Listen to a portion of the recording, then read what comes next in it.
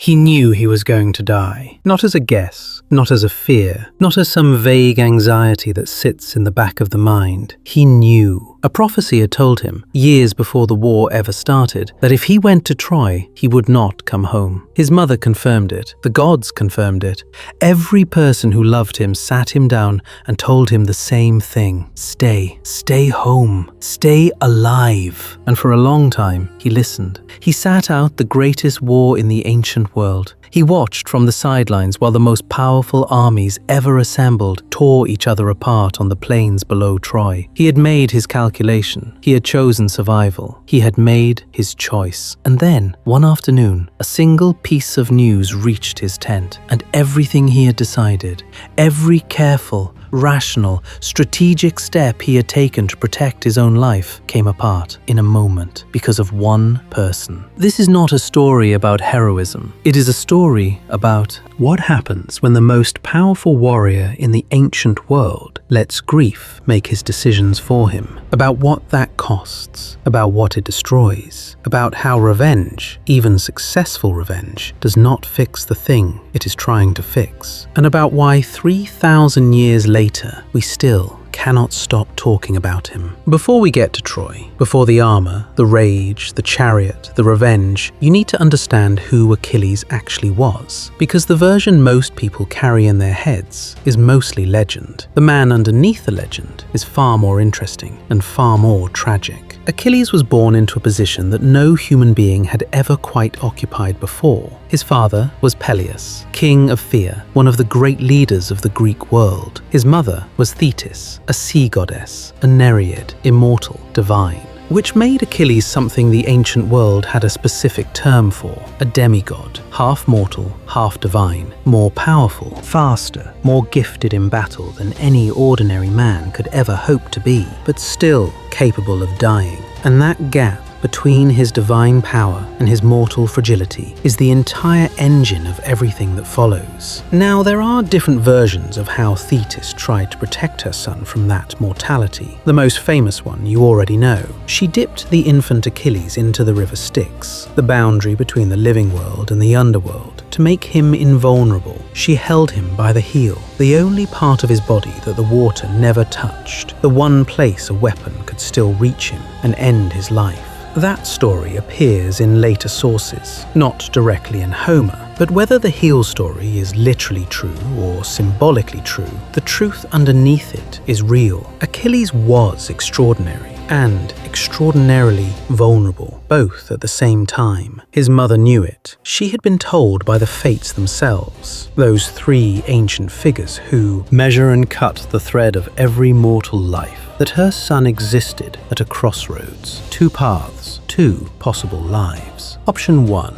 Stay home, live quietly, grow old, die in a bed surrounded by people who loved him, forgotten by history. Option 2. Go to war, win eternal glory, have his name spoken across thousands of years, die young at Troy, every parent's nightmare dressed up as destiny. Thetis chose option 1 for him. She was a goddess. She could not stop the fates from presenting the choice, but she could try to prevent him from choosing. She hid him. She dressed him as a girl. She placed him among the daughters of a king named Lycomedes on the island of Skyros, so the Greek recruiters assembling the army for Troy would never find him. She did everything in her power. It didn't work. Here is where the story of Achilles stops being mythology and starts being something that looks more like a calculated decision under pressure, because the man who found him, the man who pulled him out of hiding and pointed him toward Troy, understood something about Achilles that his own mother had missed. The man who found Achilles was Odysseus, the craftiest, most strategically intelligent figure in the entire Greek world. He had heard about the disguise. He went to Lycomedes' court. He posed as a traveling merchant. He spread out his goods for the daughters of the king to examine: jewelry, fine cloth, rings and bracelets and perfume and beautiful things. And buried inside all of it, 2 or 3 swords. Every girl reached for the jewelry. One reached for the swords, tested the weight, examined the edge. That was Achilles, exposed in an instant. His disguise was gone. And here is the detail that almost every retelling skips past. Achilles did not resist. He did not fight back against the recruitment. He did not try to run. He did not beg Odysseus to keep the secret. According to the ancient sources, he came willingly. He already knew the prophecy. He knew exactly what going to Troy meant. He knew the 2 options. He had lived with that knowledge his whole life. And standing there, in that moment, holding a sword while everyone else held jewelry, he made his choice. Not his mother's choice, his. Glory over survival, legacy over longevity, fame over old age, the right to be remembered over the right to keep breathing. That trade,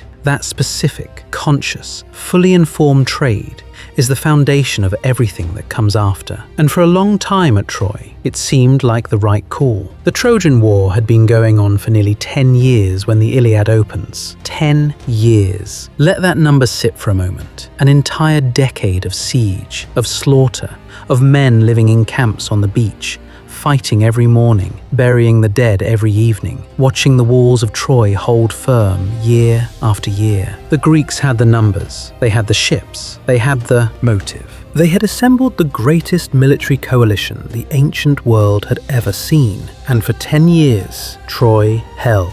The walls didn't crack, the city didn't fall, and in all that time, the single figure most responsible for Greek survival in the field was Achilles. He was not just their best warrior, he was their strategic weapon, their deterrent, the one presence that changed the entire calculation on the battlefield. He led the Myrmidons, his own personal fighting force, not conscripted soldiers, not borrowed men from other kingdoms. His people, the most feared and disciplined soldiers in the Greek coalition, trained under him, loyal to him. Before the main siege had even properly started, he had already sacked 12 cities along the Trojan coastline. 12. On raids, side campaigns, he was stripping resources from Troy's allies, destroying supply lines, eliminating potential reinforcements, extending Greek power across the entire region while the siege lines were being established. He had also killed Troilus, a young Trojan prince, in an encounter that some ancient sources say was devastating to Trojan morale. There was a prophecy that Troy could not fall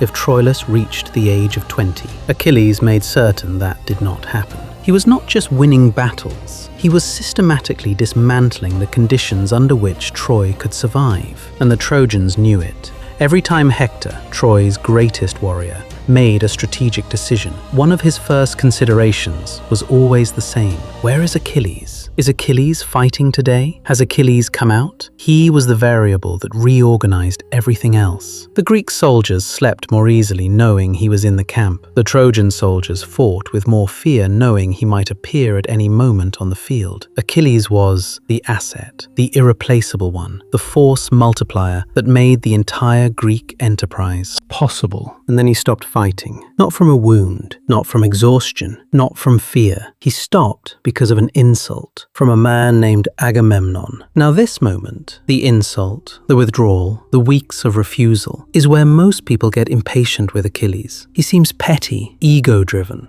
willing to let men die over his pride. But understanding why Achilles did what he did is essential to understanding why everything that comes later hits as hard as it does. Agamemnon was the supreme commander of the Greek forces, king of Mycenae, the most politically powerful man in the coalition, brother of Menelaus, the man whose wife Helen had been taken, which started the whole war. Agamemnon had the title, the rank, the institutional authority. But here is the thing about Agamemnon that mattered deeply in the world of the Iliad. He was not a better warrior than Achilles, not even close. He was better connected, more politically powerful, higher ranked. And in the ancient world, as in most worlds throughout history, Institutional rank and actual ability do not always line up neatly. The conflict began over a woman named Chryseis, a war prize that Agamemnon had claimed for himself after a raid. Her father was a priest of Apollo. He came to the Greek camp begging for her return. Agamemnon refused. Apollo responded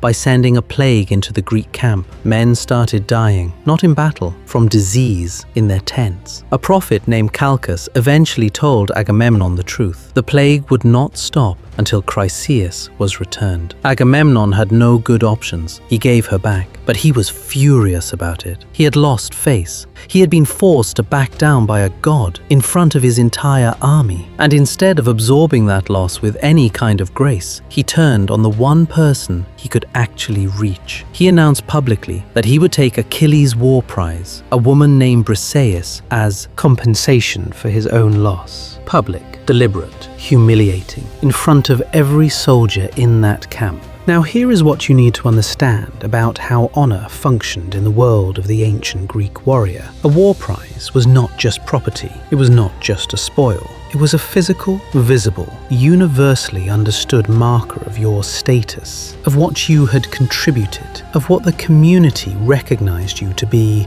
worth. When a commander distributed prizes after a victory, and everyone watched who received what, it was the public ledger of merit. Your prize said, "This is how much your efforts matter." When Agamemnon took Briseis away from Achilles, it was not just taking a possession. He was saying, in language every soldier in that camp could read without explanation, that Achilles' contributions could be erased, that his victories could be reversed, that what he had earned could be redistributed at the political convenience of a man who had not earned it. And that Achilles' honor was Agamemnon's to take. Achilles had two options in that moment: kill Agamemnon. He almost did. He had his sword out. The goddess Athena physically appeared to him, visible only to Achilles, grabbed him by the hair from behind and talked him down from it. She told him to use words instead of the sword, that he would get greater compensation in the future, that killing Agamemnon right now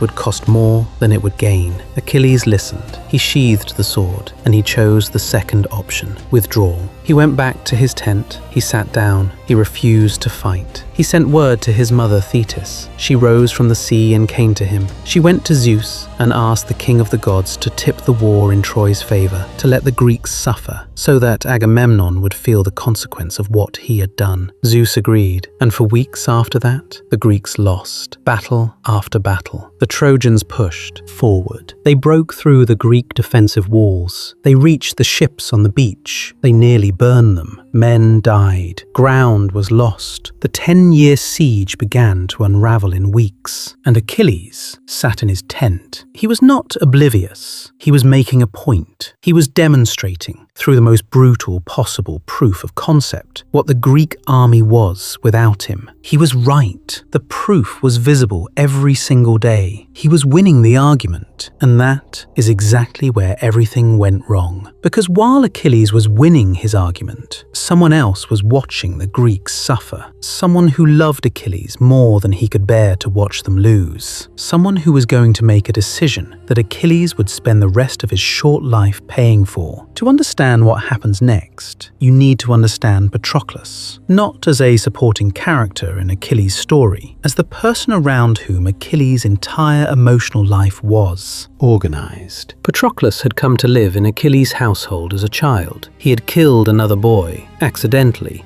in a fight that got out of hand during a game of dice, and been exiled from his home in Opus. His father sent him to Peleus, to the house of Achilles' family, and the two of them grew up together from that point forward, side by side, for years, brothers in every meaningful sense of the word. Patroclus was the elder of the two. He was calmer than Achilles, kinder, more measured, where Achilles burned with that white-hot intensity, pride and rage, and the constant need for recognition. Patroclus was the steadying force, the person who could reach Achilles when the rage had taken over and no one else could get through, the person who knew the difference between what Achilles said and what Achilles meant. Homer describes what Achilles felt about Patroclus in language that ancient Greek scholars argued about for centuries, in fragments of a lost tragedy called the Myrmidons. The playwright Aeschylus depicted them as lovers. Plato, in the Symposium, referenced their relationship in explicitly romantic terms. Alexander the Great, who made a pilgrimage to Achilles' tomb before his Persian campaign, honored it alongside his closest companion, Hephaestion,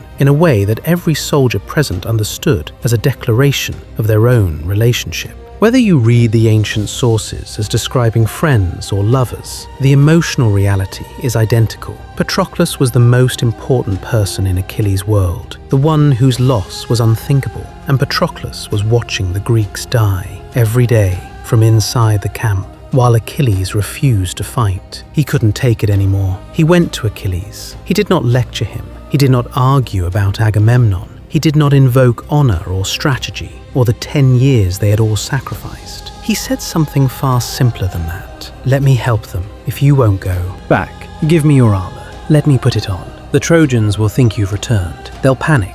We push them back from the ships. Just that, just enough. And then I come back. Achilles looked at the person who mattered most to him in the world, and he said yes, but, and this is the detail that haunts the entire rest of the story, he gave Patroclus rules, specific rules. Push them back from the ships, drive them away from the beach. Do not pursue them toward the city. Do not go near the walls of Troy.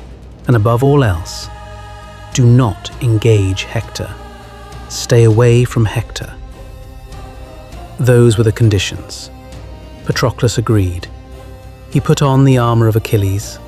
He picked up the spear.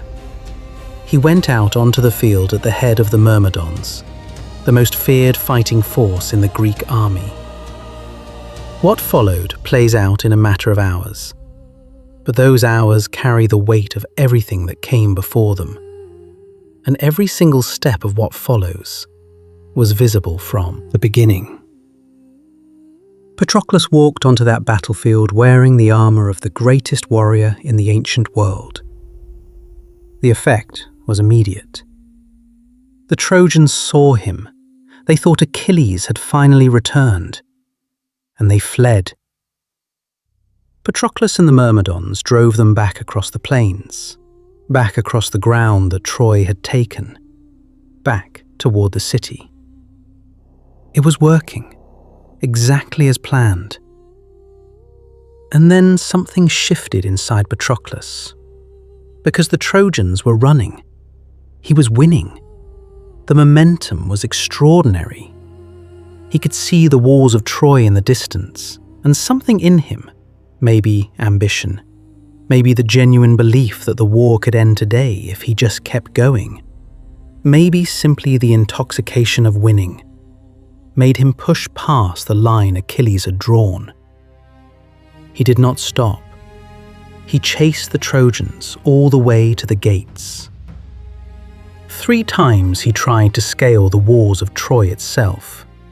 3 times the god Apollo came down and drove him back. Apollo was Troy's divine sponsor. He had sided with them throughout the war.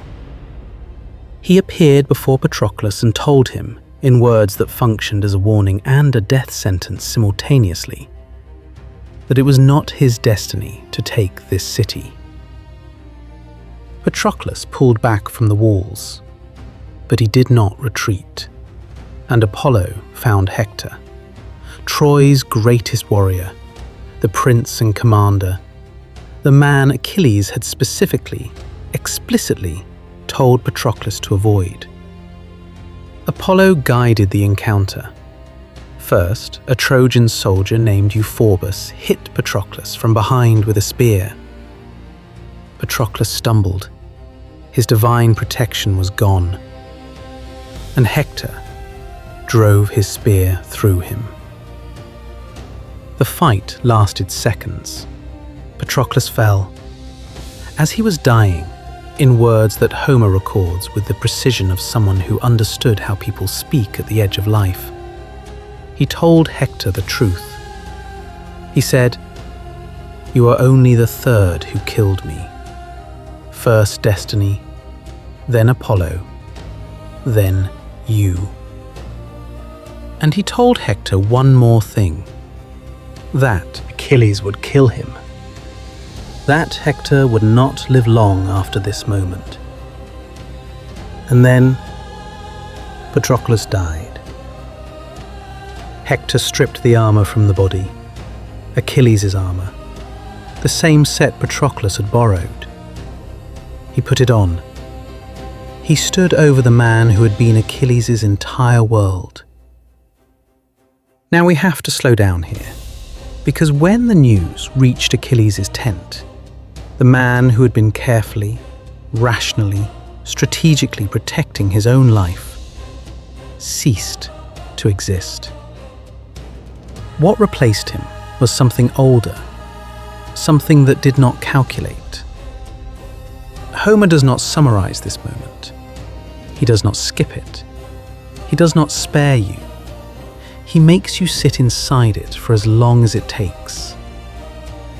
Achilles received the news from Antilochus, a young warrior who was sent to tell him because people thought, correctly, that Achilles might kill the messenger.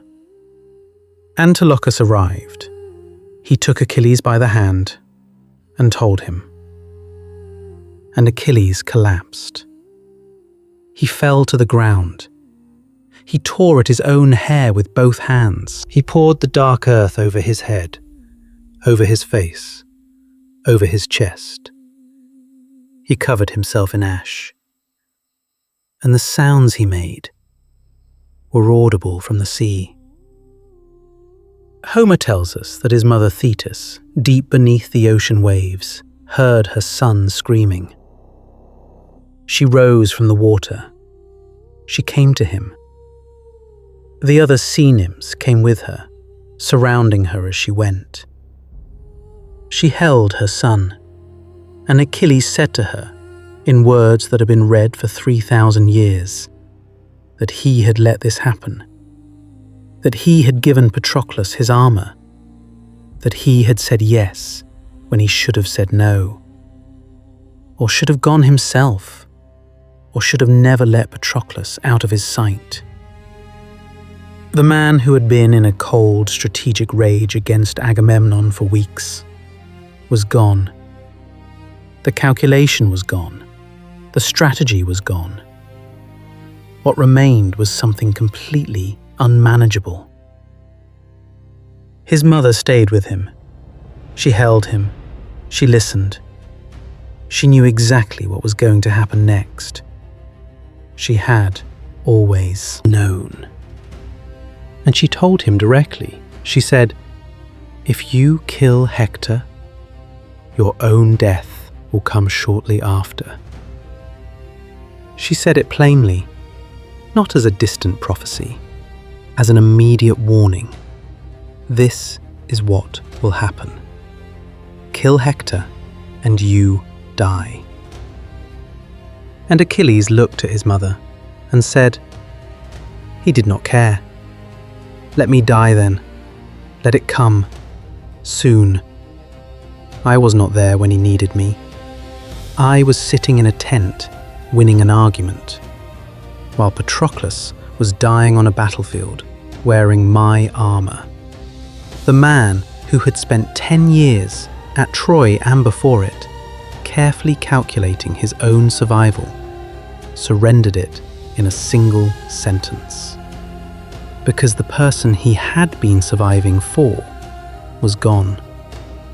And without Patroclus, the entire calculation that had kept him alive no longer made sense to him. Grief does not argue. It does not negotiate. It does not listen to prophecy. It simply decides. And what it decided for Achilles would set every remaining event of this story in motion. At this point in the story, something remarkable happens. The people who care about Achilles most, his mother, the gods who favor him, even the enemy king Hector inside the walls, all understand what he is about to do before he does it. And none of them can stop him. Because the decision Achilles is about to make is not really a decision. It is grief choosing for him. Achilles announced he was returning to the war. He settled his quarrel with Agamemnon, not because he had forgiven him, not because the insult had been addressed, but because it no longer mattered. Nothing mattered except one thing: Hector. His original armor was gone. Hector was wearing it. Thetis went to Hephaestus, the divine smith of Olympus, and asked him to forge something new.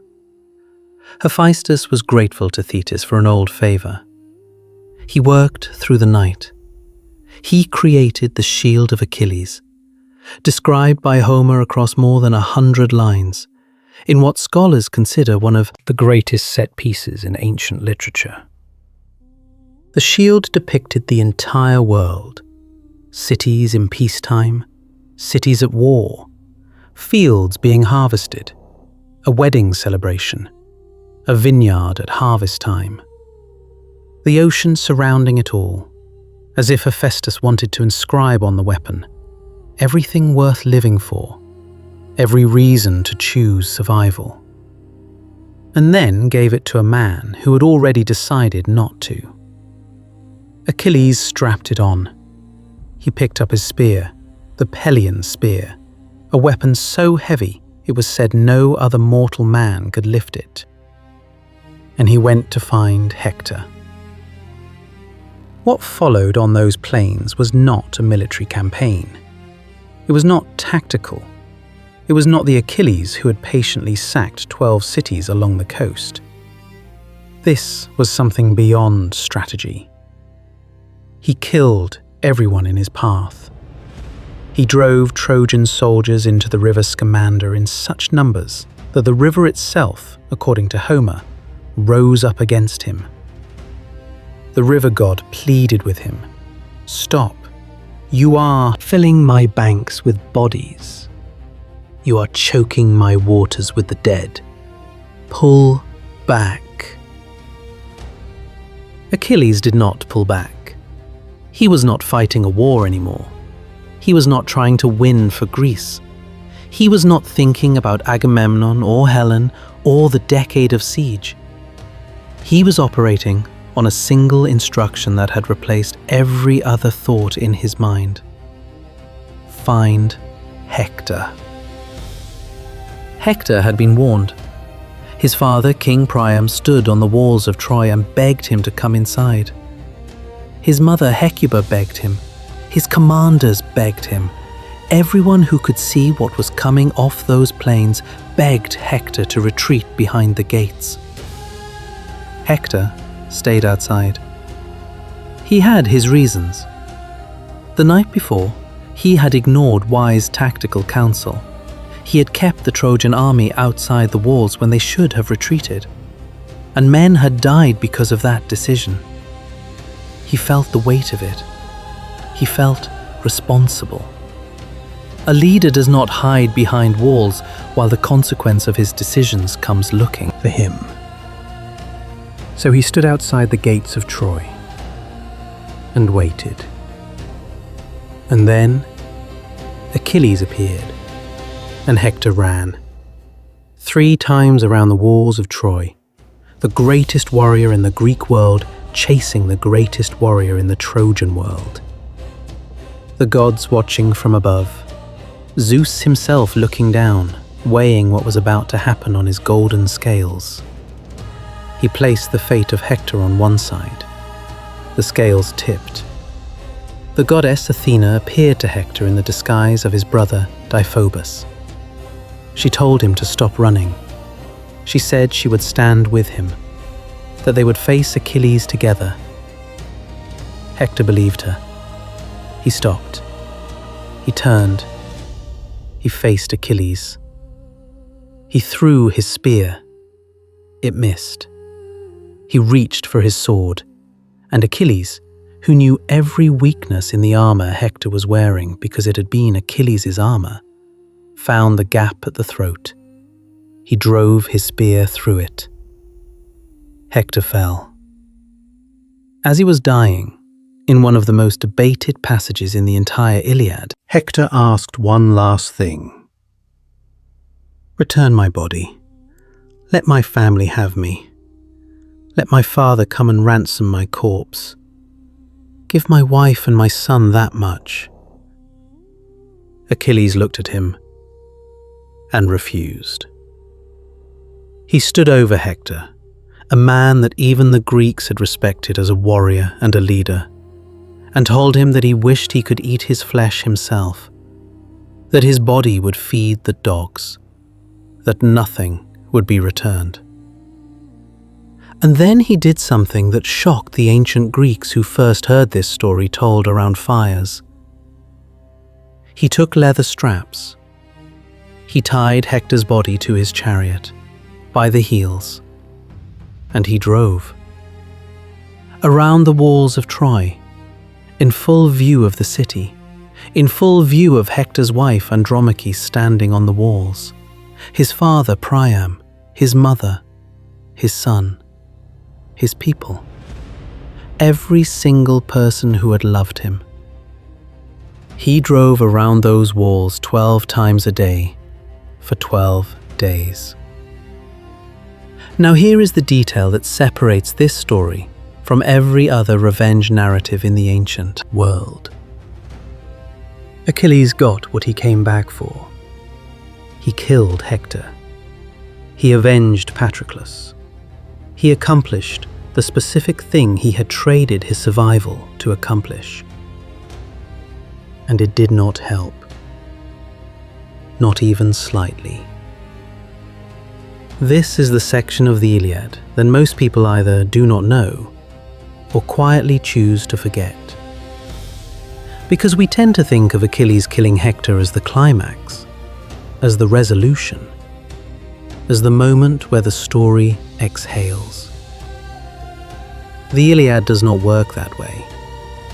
Homer tells us what happened to Achilles in the nights after Hector's death. He couldn't sleep. Night after night, he rose from his bed and went to the shore.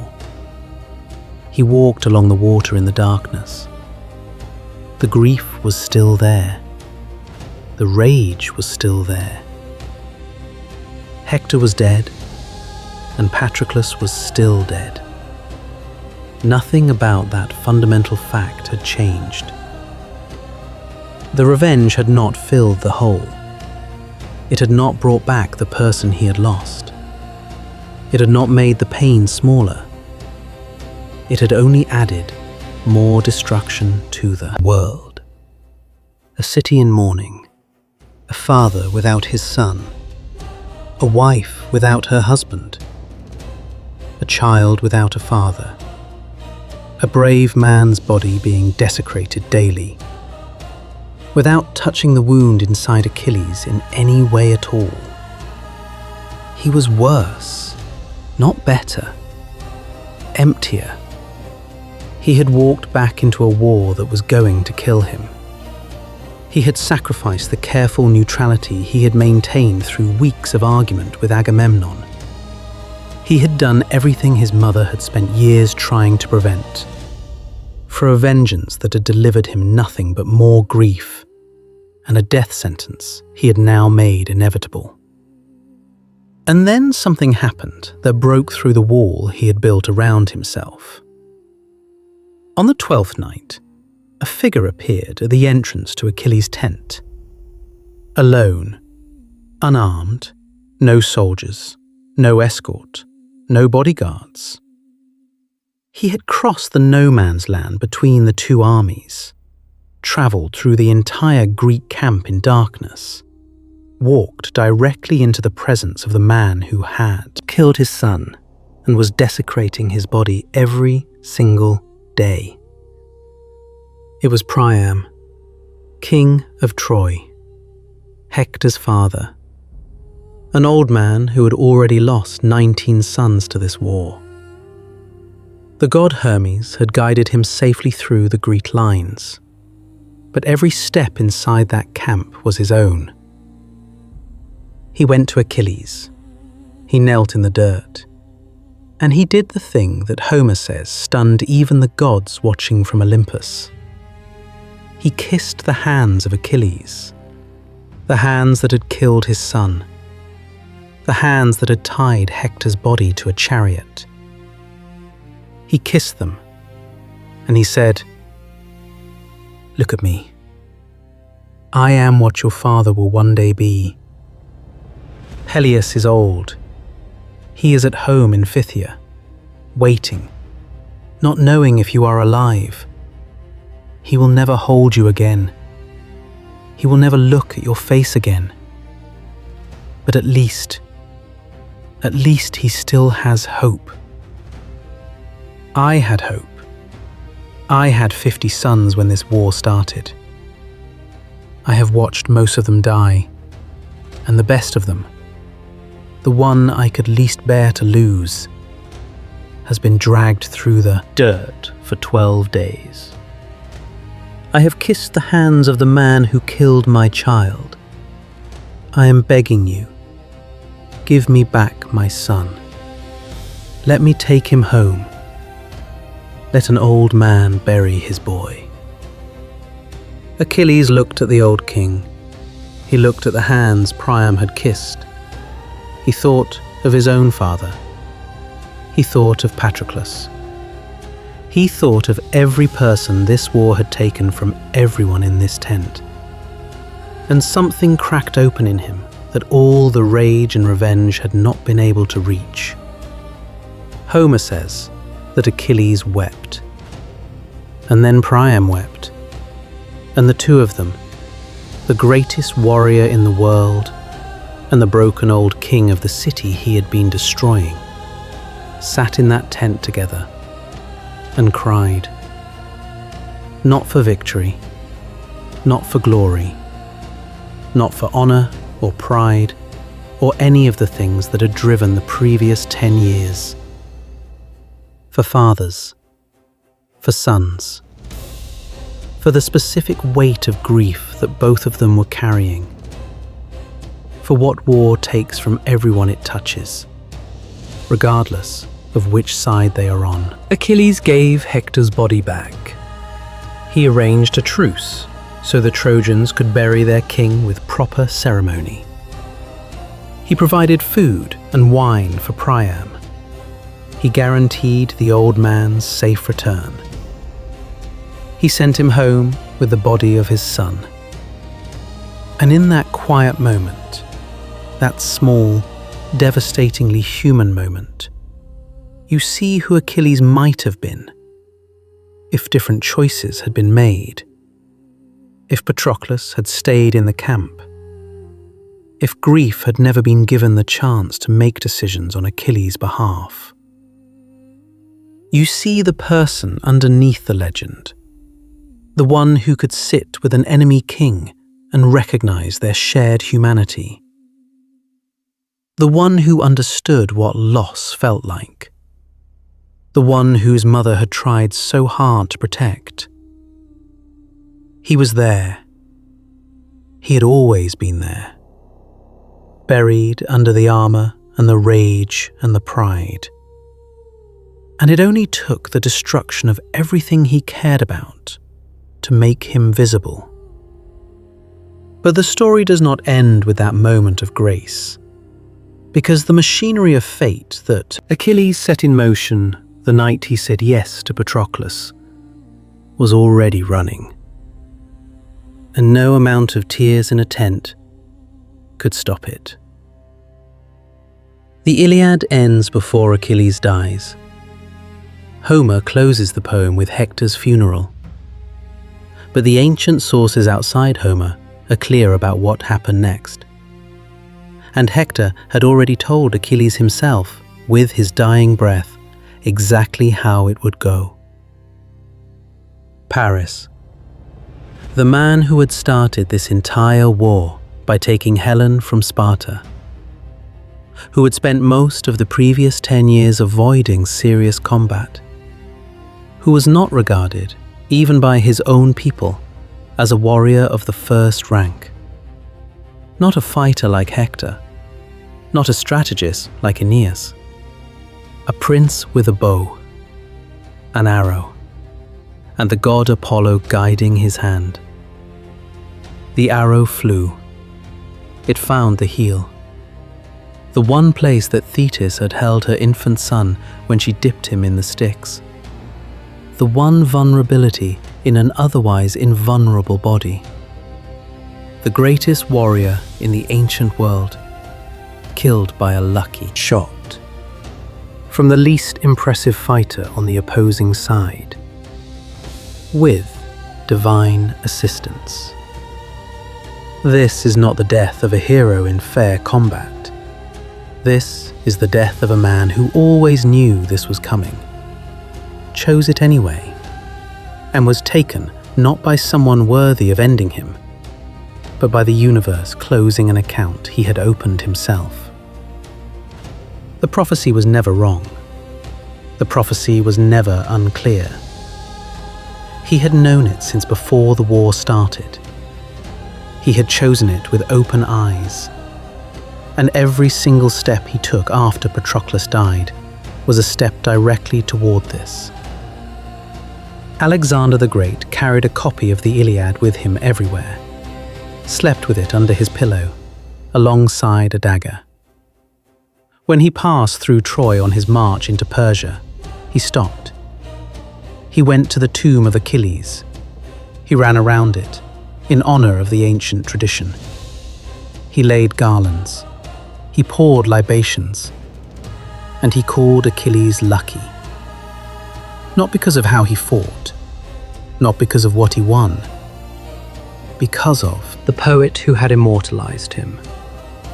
Homer had given Achilles exactly what Achilles had traded his life for.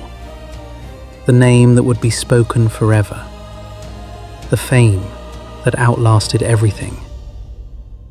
The legacy that turned a mortal man into something permanent. Alexander spent his own life chasing the same thing. He drove his armies from Greece to Egypt to Persia to Afghanistan to India. He founded cities and named them after himself. He died at 32. Same logic, same trade. Glory over survival. Name over life. But here is what I want you to notice. Alexander admired Achilles. He studied Achilles. He modeled himself on Achilles. And he made the exact same mistake. He let the pursuit of the legend override the judgment that would have kept him alive. He died at 32 from fever in Babylon. Some say from wounds, some say from illness. Some say from the sheer accumulated damage of a body pushed past every limit for 15 years. The legend survived. The man didn't. That is the Achilles pattern. And it has repeated across 3,000 years of Western history with remarkable consistency.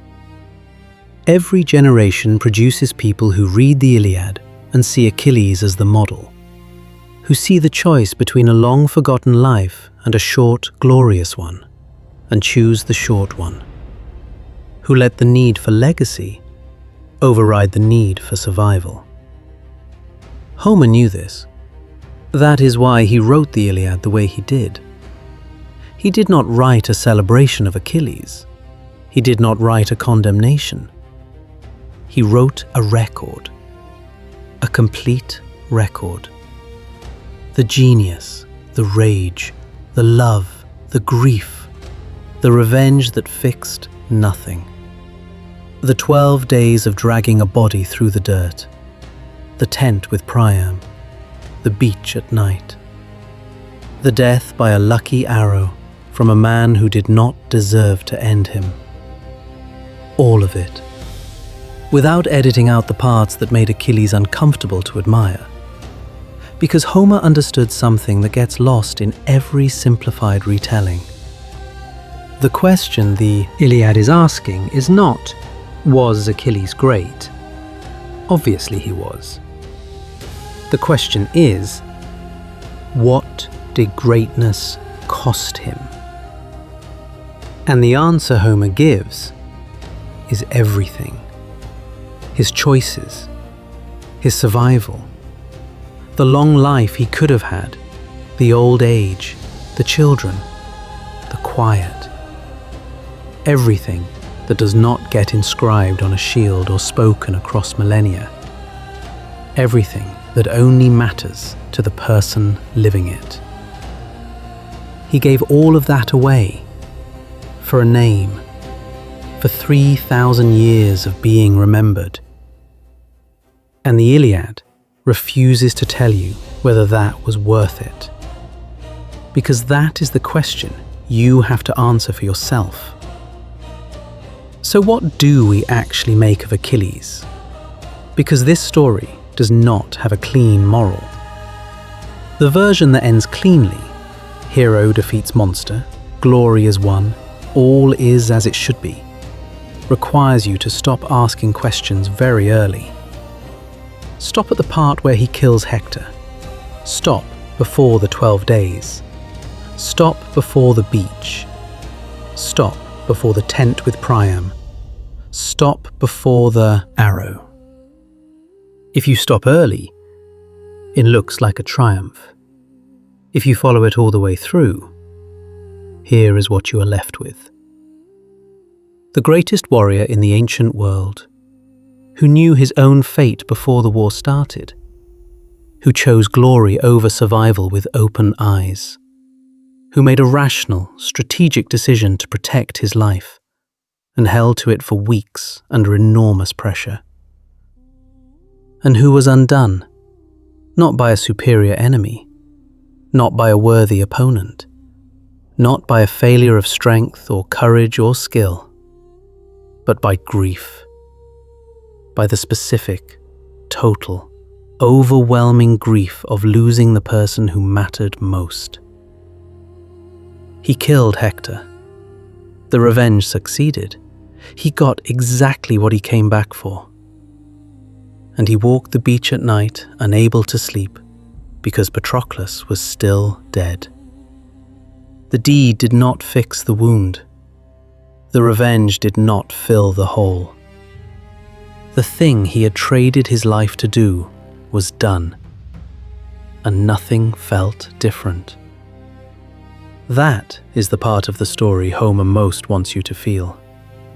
Not the triumph of the kill, the emptiness after it.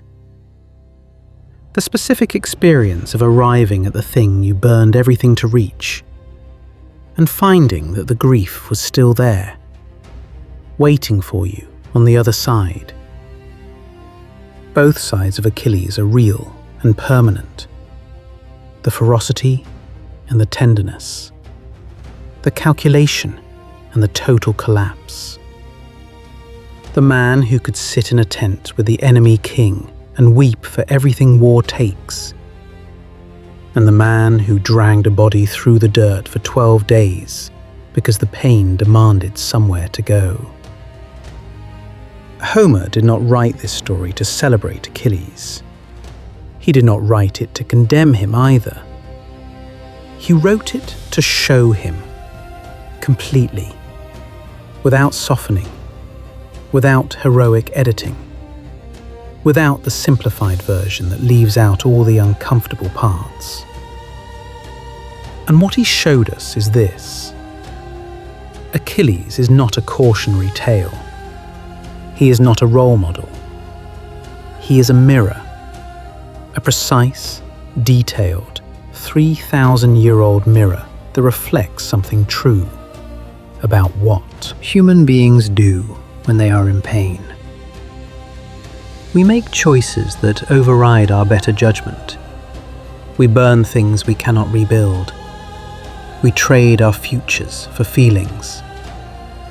We need the revenge to feel urgent and necessary and right. And then we get it. And we are still standing on the same dark beach, with the same grief and the same silence. Achilles chose his trade. He got exactly what he bargained for. His name, spoken forever. 3,000 years later, still here. Was it worth it? Homer leaves that question open, on purpose, Because the answer is different, depending on what you value most. And that is the question the Iliad has been asking you for 3,000 years. Now, if the tragedy of Achilles moved you, the story of Oedipus will do something different. Because Oedipus did not make a single bad decision. He was not consumed by pride. He was not reckless. He was not undone by grief. He did everything right. He heard a prophecy that said he would kill his father and marry his mother. He was horrified. He ran away from home to make absolutely certain it could not happen.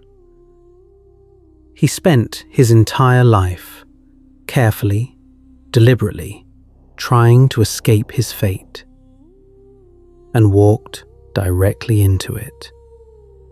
Not because he was weak, not because he was prideful, but because the information he was given was incomplete, and the gods knew that.